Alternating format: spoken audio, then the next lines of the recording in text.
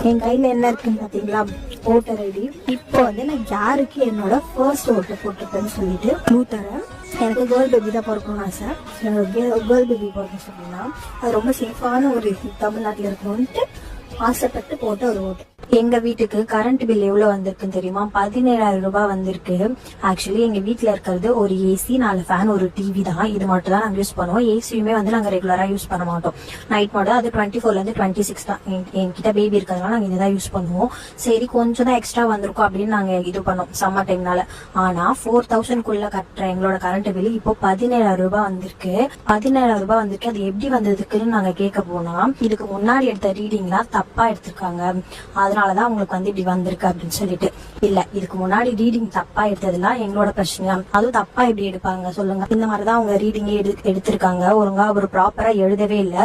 வந்து அவசரமா எடுத்துட்டு எழுதி கொடுத்துட்டு போயிடுறாங்க.